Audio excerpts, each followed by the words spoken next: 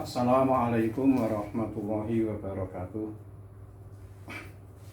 Bismillahirrahmanirrahim.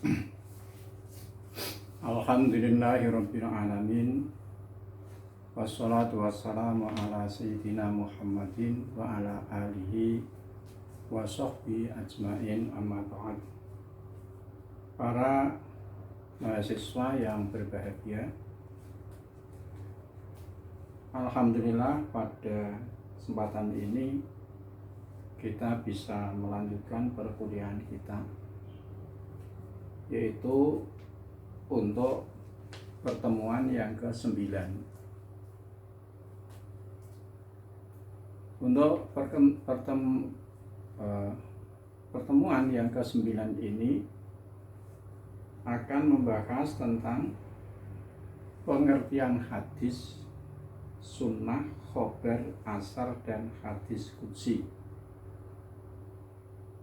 Di pengertian hadis, sunnah, khobar, asar, dan hadis qudsi, sebagaimana yang tercantum dalam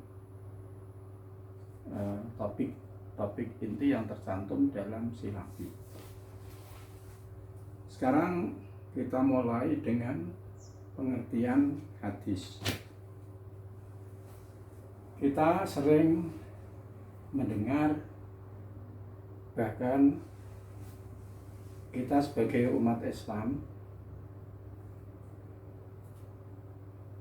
mengakui bahwa sumber ajaran agama kita itu adalah pertama Al-Quran, yang kedua adalah Al-Hadis.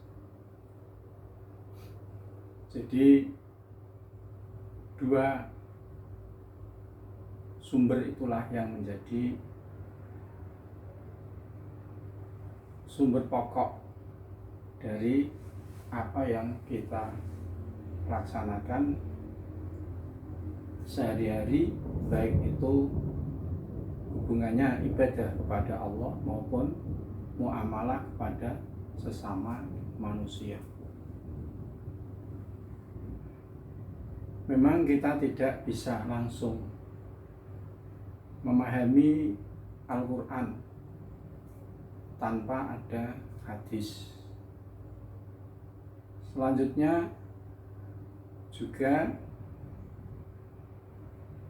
tidak bisa kita memahami, bagi kita orang awam ini, hadis, Quran maupun hadis, tanpa ada penjelasan dari para ulama, yang mana para ulama adalah pewaris para nabi, ya. Sehingga dengan kita mengikuti ulama yang mempunyai ilmu yang sangat dalam menjabarkan dari sumber ajaran agama Islam itu, sehingga kita menjadi mudah untuk melaksanakan ajaran agama Islam. Al-Hadis, bagaimana dalam buku, umpamanya di dalam buku Ushulul Hadis Ulumuhu wa Mustalahuhu, Dr. Ajaz Al-Khatib mendefinisikan Al-Hadis ma'udhifa lin Nabi sallallahu alaihi wasallam qaulan au fi'lan au takriran au nahwiha au nahwaha. Hadis adalah segala yang disandarkan kepada Nabi, baik itu merupakan berupa ucapan maupun berupa perbuatan atau ketetapan atau lainnya. Lainnya ini ada kalanya sifat dan himmah. Sifat ini ada sifat kholqiyah dan sifat khuluqiyah. Jadi segala yang disandarkan kepada Nabi baik berupa ucapan, ya. Jadi ketika kita membaca teks bahasa Arab, kemudian di sana disebutkan namanya an Abi Hurairah qolan nabiyyu, dari sahabat Abi Hurairah berkata, Nabi bersabda, ya. Nabi bersabda. Di situ Abi Hurairah menceritakan apa yang ia dengar dari sabda Nabi. Berarti apa yang diriwayatkan oleh Abi Hurairah itu adalah berupa sabda, ucapan Nabi, ya. Namanya hadis yang diriwayatkan oleh Umar bin Khattab. Qala Nabi sallallahu alaihi wasallam, innamal a'malu binniyat wa innama likulli imri'in ma nawa. Sesungguhnya sahnya amal itu adalah sebab niat atau dibarengi dengan niat. Jadi di situ ucapan, ya, ucapan itu disandarkan kepada Nabi, dalam arti Umar bin Khattab menyandarkan apa yang ia ucapkan itu kepada Nabi. Kemudian Umar bin Khattab meriwayatkan apa yang ia dengar itu kepada sahabat yang lain atau kepada tabi'in. Itu yang berupa ucapan atau yang berupa perbuatan. Di umpamanya hadis kana Nabi sallallahu alaihi wasallam yalbasu qamisan fawqal ka'baini. Nabi sallallahu alaihi wasallam konon mengenakan jubah atau komis sampai di atas mata kaki, riwayat Hakim. Jadi kalau hadis fi'li, hadis atau pembicaraan itu disandarkan kepada apa yang dilakukan oleh Nabi, maka biasanya redaksinya itu menggunakan kanan nabiyyu, berarti itu berupa hadis fi'li, berupa hadis yang berupa perbuatan. Au takriron, atau berupa ketetapan. Ketetapan itu aslinya apa? Jadi hadis takriri. Jadi hadis itu akhirnya ada hadis fi'li qauli. Hadis apa yang disandarkan kepada Nabi yang berupa ucapan yang disebut dengan hadis qauli. Kemudian ada yang disandarkan kepada Nabi itu berupa perbuatan yang disebut dengan hadis fi'li. Nah, hadis fi'li itu ya seperti amalan-amalan yang sampai kepada kita melalui para sahabat yang melihat apa yang dilakukan oleh Nabi. Seperti cara wudhunya Nabi, cara Nabi menunaikan sholat 5 waktu, cara-caranya, cara menunaikan manasik haji, ya, dan sebagainya, itu Rasulullah melakukan amalan-amalan itu. Kemudian amalan-amalan itu diikuti oleh para sahabat. Kemudian apa yang dilakukan oleh sahabat itu diikuti oleh tabi'in. Ya. Jadi seperti wudhu yang kita lakukan sekarang ini, ya seperti wudhu yang dilakukan oleh Rasulullah. Sebab hadis fi'li itu adalah perilaku Nabi yang diketahui oleh sahabat, kemudian disampaikan kepada generasi ke generasi ke generasi sampai kepada para rawi yang terakhir, yang akhirnya kita mengikutinya itu fi'li. Kemudian yang takriri itu artinya kullu ma aqarrahu rasul, segala sesuatu yang ditetapkan oleh Rasul dari apa yang dilakukan oleh sahabat, baik berupa perkataan maupun perbuatan.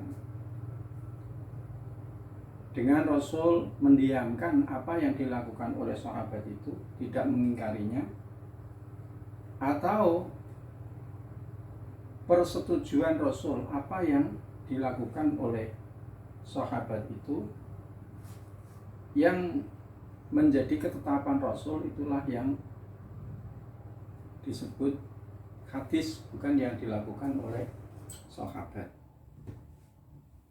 Jadi umpamanya dalam satu hadis, Rasulullah itu pernah dijamu oleh para sahabat. Dalam jamuan itu disuguhkan adzab. Adzab itu adalah daging biawak. Kemudian Rasulullah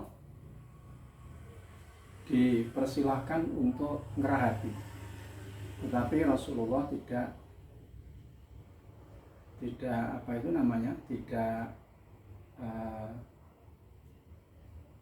ngerahapinya, tidak ikut memakannya. Nah,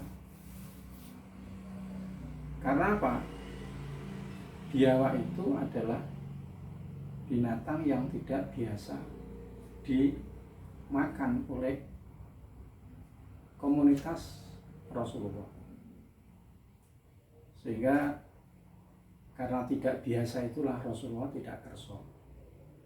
Tetapi sahabat Khalid bin Walid itu dengan lahapnya menikmati daging biawak itu. Rasulullah mengetahuinya apa yang dilakukan sahabat itu, sehingga itu menjadi ketetapan dalam arti bahwa daging biawak itu adalah halal untuk dimakan.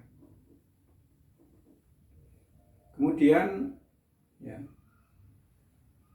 kasus yang lain, ya, ketetapan Rasulullah atas ijtihad para sahabat ketika Rasulullah memerintahkan sholat asar pada waktu menyelesaikan permasalahan dengan Bani Quraidah. Jadi Rasulullah itu memerintahkan para sahabat untuk menyelesaikan permasalahan dengan Bani Quraidah, yaitu kabilah dari orang Yahudi yang mengingkari perjanjian dengan Nabi. Pesan Rasulullah begini, la yusalliyannal asra, la yusalliyanna ahadun al asra illa fi Bani Quraidah. Janganlah salah seorang di antara kamu sholat asar kecuali di Bani Quraidah. Nah, sabda Nabi ini dipahami oleh sebagian sahabat sesuai dengan teks teks hadis itu. Sehingga para sahabat yang memahami secara tekstual hadis tersebut, mereka mengakhirkan pelaksanaan sholat asar itu sampai setelah maghrib. Karena perintah pesan Nabi adalah janganlah di antara kamu sholat asar kecuali di Bani Quraidah, di perkampungan Bani Quraidah.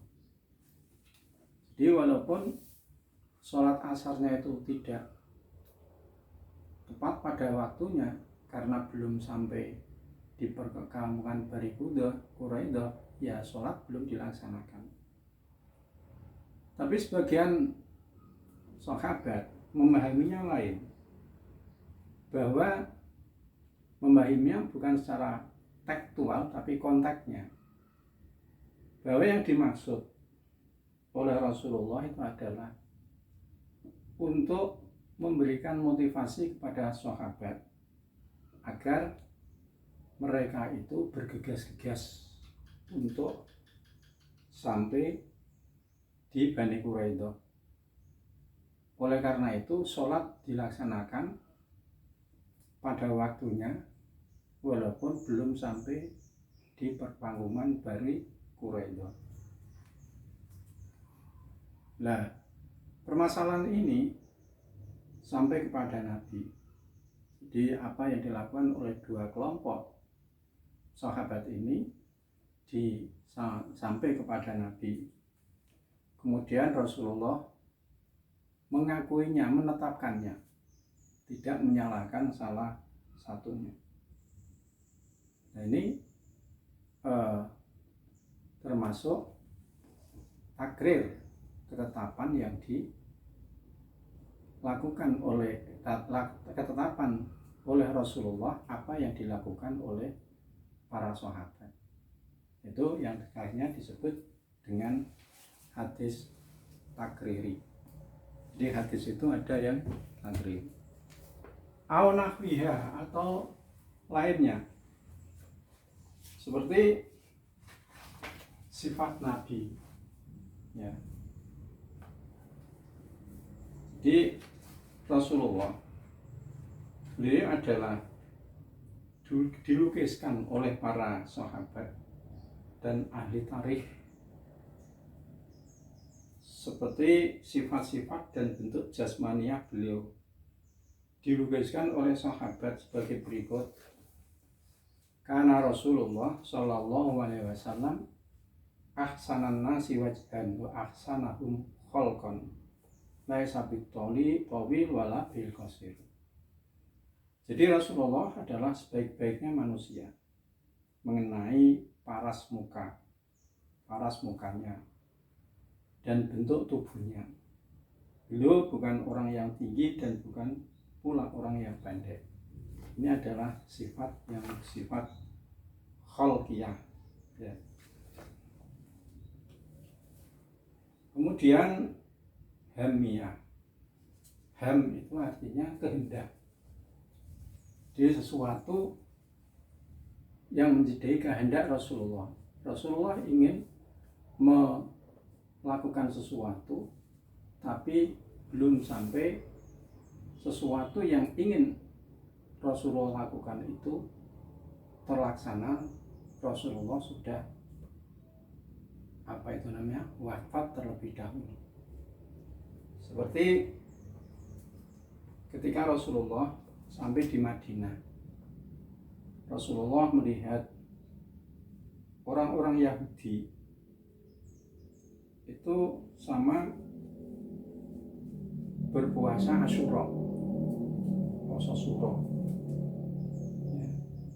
Di ketika Rasulullah sampai di Madinah, kemudian melaksanakan puasa Asyura dan memerintahkan untuk melaksanakan sholat Asyura. Para sahabat bertanya, Rasulullah, innahu yauman yu'adzimuhul yahudu wan nasara. Asyura itu adalah hari yang diagungkan oleh orang Yahudi dan Nasrani. Dan Rasulullah bersabda, "Wa idza kana akmul mukbil insyaallah sumna yaumat tasi." Apabila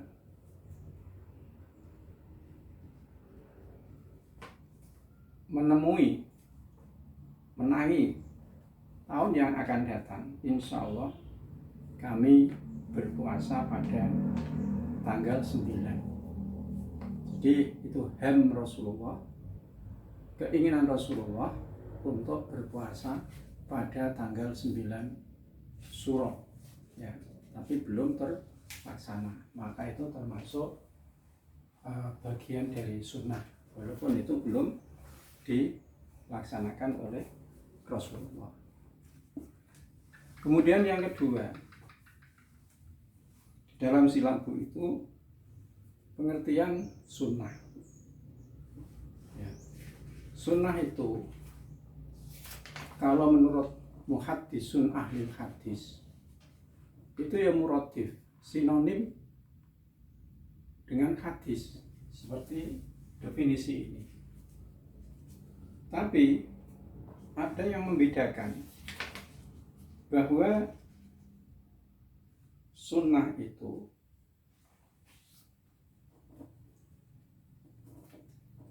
lebih umum daripada hadis. Jadi sunnah itu apa yang disandarkan kepada Nabi, baik perkataan, perbuatan, kemudian terjadi sebelum bi'tsah atau sesudahnya. Jadi Rasulullah, perkataan dan perbuatan Nabi yang dilakukan atau diucapkan oleh Nabi sebelum Nabi diangkat menjadi Rasul, ya, itu sunnah. Sehingga hadis itu apa yang disandarkan kepada Nabi, tapi setelah Nabi diangkat menjadi Rasul. Nah, kemudian ada yang membedakan lagi antara hadis dengan sunnah. Jadi kalau hadis itu adalah ucapan dan perbuatan atau sesuatu yang disandarkan kepada Nabi berupa perkataan, perbuatan maupun takrir. Tetapi kalau sunnah itu adalah ma'alaihil amalul maksur fi sodril awal, adalah tradisi. Sunnah itu tradisi yang hidup pada periode atau generasi awal, generasi sahabat. Di tradisi yang dilakukan oleh para sahabat pada masanya, ya. Ini yang disebut sunnah menurut yang membedakan antara hadis dan sunnah. Nah, sehingga kadang-kadang apa yang disabdakan oleh Nabi, kemudian apa yang dilakukan, tradisi yang dilakukan oleh para sahabat, ya, itu kadang-kadang tidak sesuai. Sabda Nabi gini, tapi yang terjadi, tradisi yang terjadi di tengah masyarakat pada masa sahabat itu tidak trap dengan apa yang disampaikan oleh Nabi. Ya. Nah, karena itu, ya, jadi kadang-kadang itu kan ada undang-undang, aturan Pemda umpamanya. Aturannya begini. Tapi masyarakat itu mempunyai tradisi sendiri. Yang tradisi itu tidak sesuai dengan undang-undang itu. Tapi tradisi itu sudah memasyarakat dan membawa kemaslahatan masyarakat. Kalau kejadian demikian, maka para ulama segera untuk mentaufikkan, mentarjihkan, ya, mentarjihkan. Sehingga ketika sunnah dan hadis itu dibedakan, Ada ulama yang mengatakan berpendapat bahwa yang menjadi sumber ajaran Islam itu bukan hadis tetapi sunnah. Sunnah itu kan suatu tradisi yang dilakukan secara turun-temurun, sehingga apa yang dilakukan pada generasi-generasi berikutnya itu adalah sesuai tradisi yang dilakukan oleh sahabat pada masanya. Sedangkan hadis itu kan verbalisasi dari apa yang diucapkan oleh Nabi. Sedangkan pembukuan hadis itu adalah sudah terjadi sekian ratus tahun, 200 tahun atau sampai abad ketiga, sehingga sebagian ulama ada yang membedakan antara sunnah dan hadis, dan lebih dari itu ada yang pendapat bahwa yang menjadi sumber ajaran agama itu sunnah bukan hadis. Tapi menurut ahli hadis jumhur mayoritas tidak dibedakan antara sunnah dengan hadis. Jadi hadis ya sunnah, sunnah ya hadis, walaupun tadi ada pengertian sunnah itu lebih umum, yaitu segala yang disandarkan kepada Nabi berupa ucapan maupun perbuatan, baik Nabi sebelum bi'tsah maupun sesudahnya. Kalau hadis adalah hal apa yang disandarkan kepada Nabi berupa ucapan atau perbuatan atau takrir setelah Nabi diutus menjadi Rasul.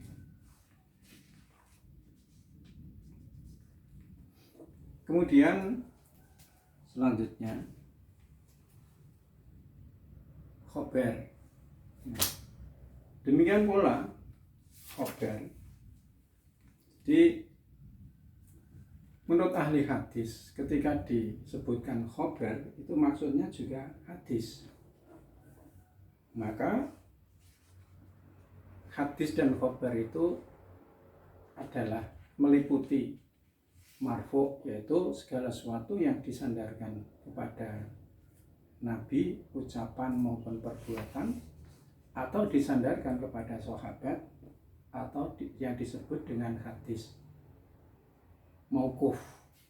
Kalau penyandarannya itu kepada Nabi itu disebut hadis marfu, kalau kepada sahabat disebut hadis mauquf, kalau disandarkan kepada tabi'in itu disebut hadis maqtu'. Jadi antara hadis dan khobar itu cakupannya adalah sama menurut definisi ini, yaitu apa yang datang dari Nabi maupun datang dari sahabat maupun datang dari tabi'in. Memang ada yang membedakan tentang peristilahan. Tadi kan menurut jumhur mayoritas ahli hadis.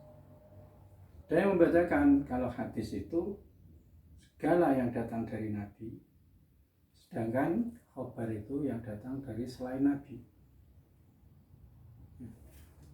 Contohnya begini, ketika Nabi bersabda kepada Abdullah bin Umar, kun fit dunya ka'annaka gharibun aw abiru sabilin. Itu sabda Nabi. Tidaklah kamu hidup di dunia ini seperti orang yang sedang gharib, sedang bepergian, atau orang yang sedang menyeberang jalan. Ini sabda Nabi. Jadi orang hidup, tidaklah kamu hidup itu seperti orang yang sedang bepergian. Yang bepergian gimana sih? Seberapa jauhnya, seberapa lamanya, itu dia akan kembali kepada kampung halamannya lagi. Jadi orang hidup ini berapa lamanya dia hidup, ya,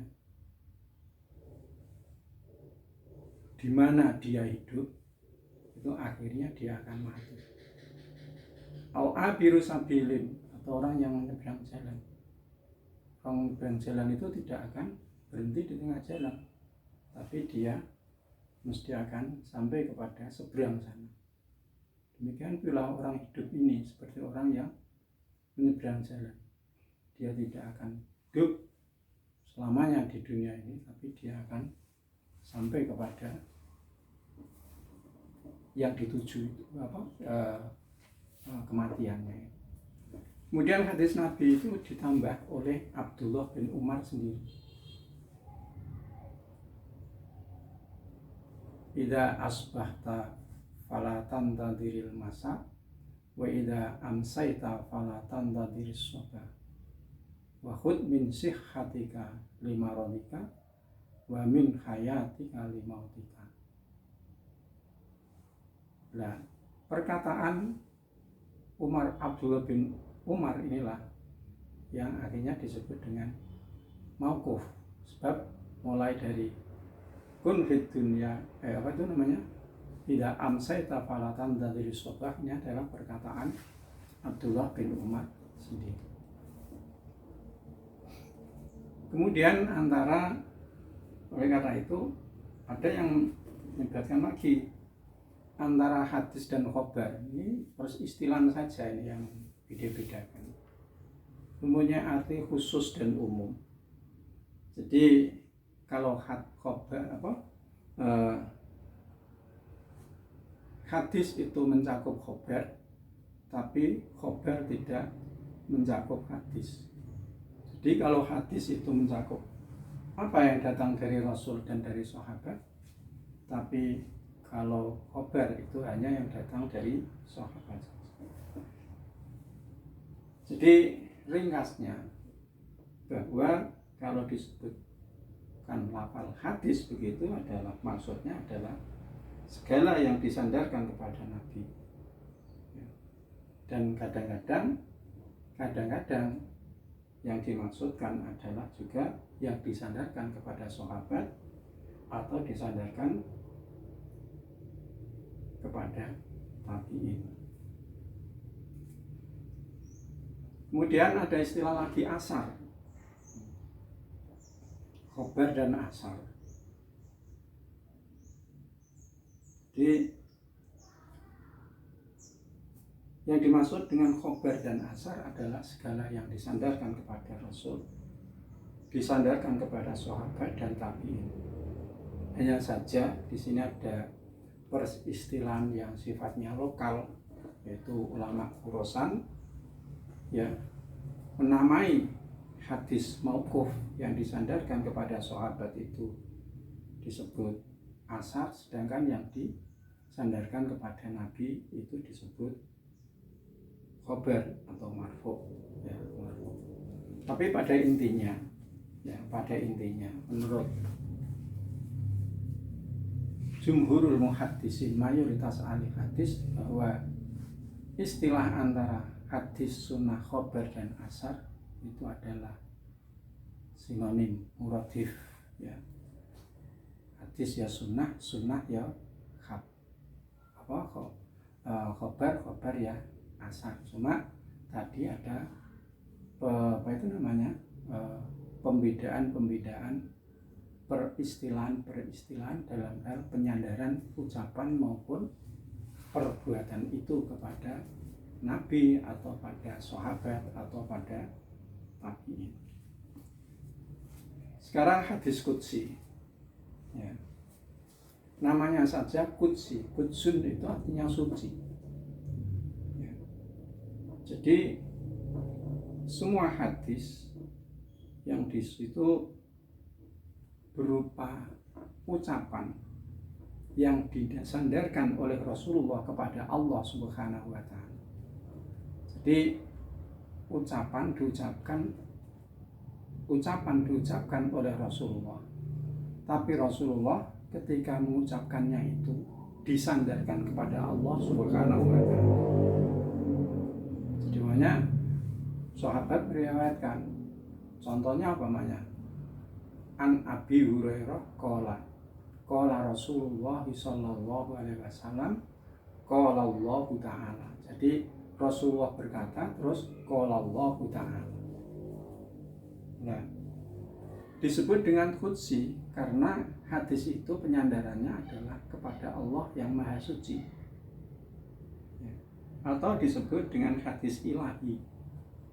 Sebab hadis itu sumbernya dari Allah. Sedangkan Nabi itu sebagai haki yang meriwayatkan, yang menyampaikan apa yang difirmankan oleh Allah itu. Nah, mengapa tidak disebut Quran? Sama-sama dari Allah. Jadi kalau Al-Quran itu firman Allah yang disampaikan kepada Nabi, tapi penyampaiannya itu melalui malaikat Jibril. Itu Quran. Sedangkan hadis qudsi adalah sama-sama firman Allah sampaikan kepada Nabi, tapi penyampaiannya itu melalui ilham atau melalui mimpi Rasulullah. Nah, kalau Al-Quran itu semuanya diterima oleh Rasulullah melalui malaikat Jibril dalam keadaan yaqdhah, sadar, tidak ada yang diterima Al-Quran itu oleh Rasulullah dengan melalui mimpi, tidak ada. Kok mimpi? Ya, mimpi Rasulullah itu tidak seperti mimpi orang biasa. Jadi mimpi Rasulullah itu mislu falaqis sobar, seperti benderangnya waktu pagi. Jelas sekali apa yang menjadi mimpi Rasulullah itu adalah datang dari Allah, dan itu juga termasuk wahyu. Wahyu. Jadi ada yang menggunakan ya, atau disebut hadisul ilah atau hadisul rabbi, karena hadis itu bersumber dari Allah sebagai mutakalimnya, sebagai yang berfirman pertama, sedangkan Rasulullah itu adalah sebagai haki yang meriwayatkan apa yang difirmankan oleh Allah itu, yang meriwayatkan. Oleh karena itu Quran itu penyandarannya, firman itu disandarkan kepada Allah karena itu firman Allah. Di qala Rasulullah, terus qala Allah Ta'ala. Atau dengan redaksi yang lain, qala Rasulullah fi ma yarwihi an Rabbihi Ta'ala. Rasulullah bersabda dari apa yang ia riwayatkan dari Tuhannya Allah Subhanahu wa Ta'ala. Jadi hadis itu ada yang disebut hadis nabawi, ada yang disebut hadis qudsi. Nah, perbedaan penyebutan itu karena sumbernya. Kalau hadis nabawi itu sumbernya adalah dari sabda Nabi, kalau hadis qudsi itu sumbernya adalah dari firman Allah Subhanahu wa Ta'ala. Sedang Rasulullah adalah yang meriwayatkan dari apa yang ia firman Allah yang ia terima.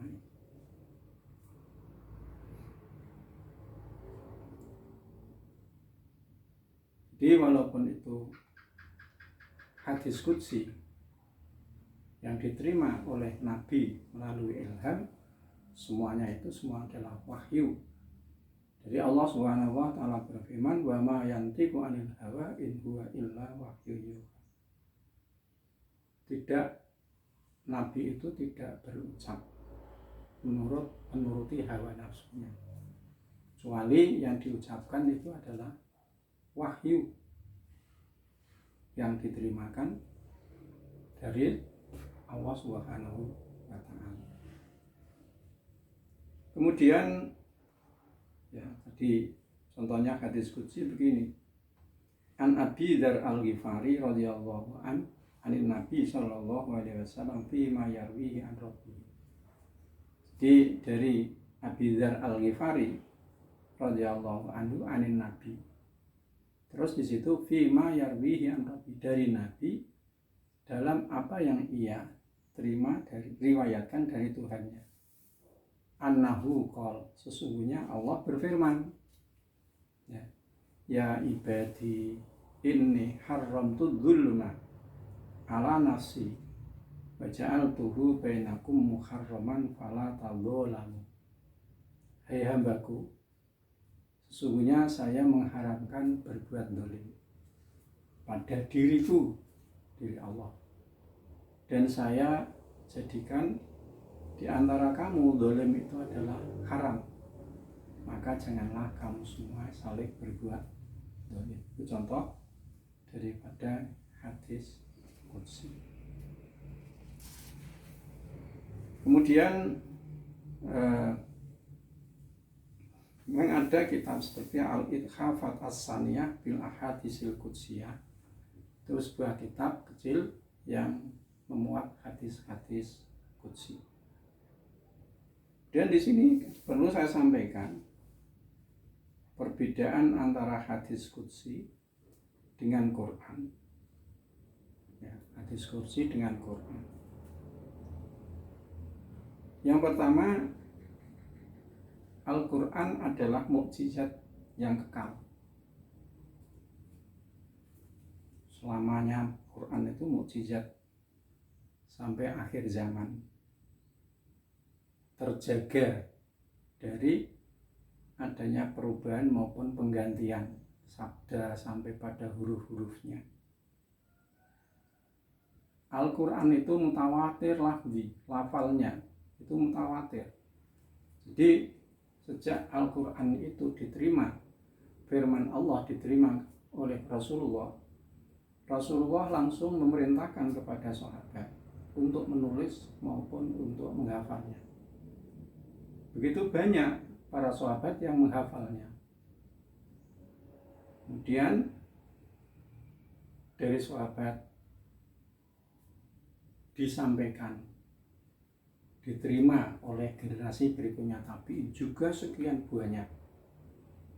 Tabi'in sampai sekarang Al-Quran dicetak, ditulis dan dihafal oleh ribuan orang.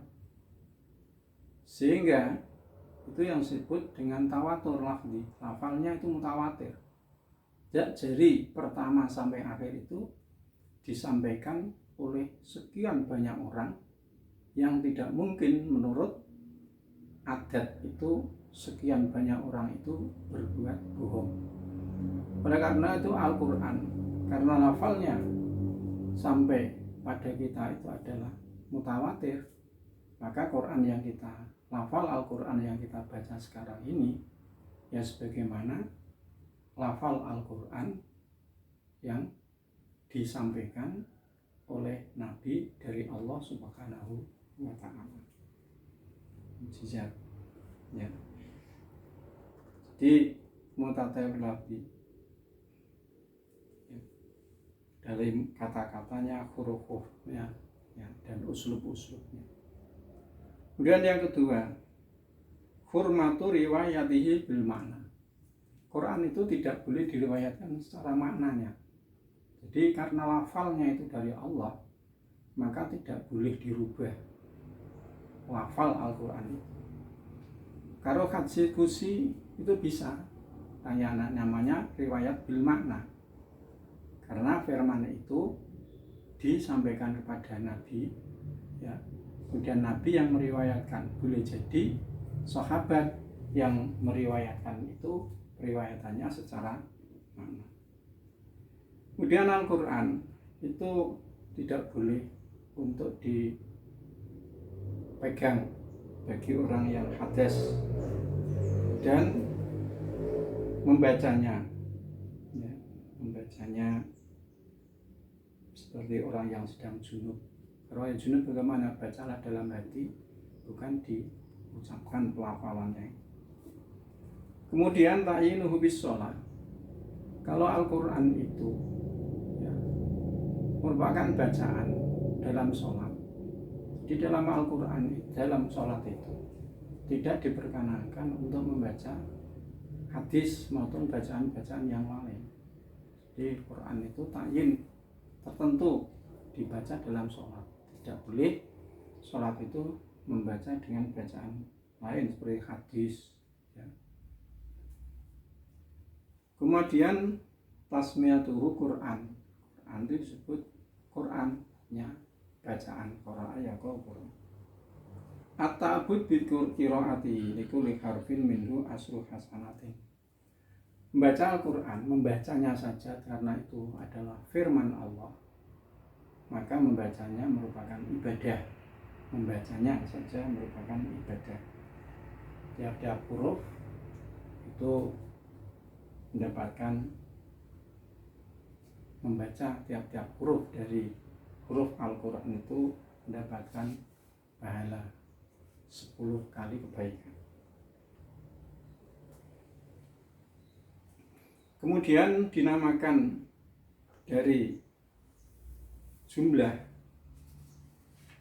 lafal-lafalnya itu menjadi ayat, dan dari ayat-ayat itu menjadi surat. Jadi kalau hadis tidak ada demikian, ya, tidak ada urut-urutannya seperti itu.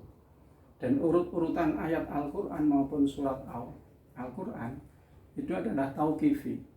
Artinya urut-urutannya sudah memang harus demikian itu. Dari Allah, dari malaikat Jibril kepada Nabi. Tapi kalau hadis itu tidak harus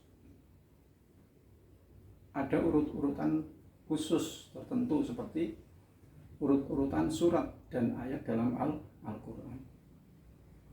Kemudian Al-Qur'an, lafal dan maknanya adalah datang dari Allah dan merupakan wahyu yang jelas. Adapun hadis qudsi adalah lafalnya dari Rasulullah, Jadi Rasulullah itu mendapatkan ilham, kemudian dilafalkan apa yang diterima oleh Nabi itu menurut lafal Rasulullah itu sendiri.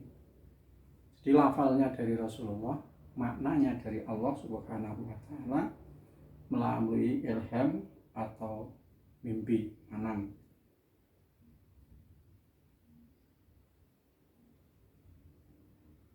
Jadi kalau hadis qudsi itu tidak harus dengan wahyu yang jelas, yang terang seperti Al-Qur'an, tapi Al-Qur'an itu syaratnya adalah Quran itu adalah disampaikan melalui perantaraan malaikat Jibril dengan wahyu yang jelas. Kemudian Al-Qur'an turunkan melalui malaikat Jibril dari sisi Allah dengan lafalnya. Jadi lafalnya itu dari Allah. Ya.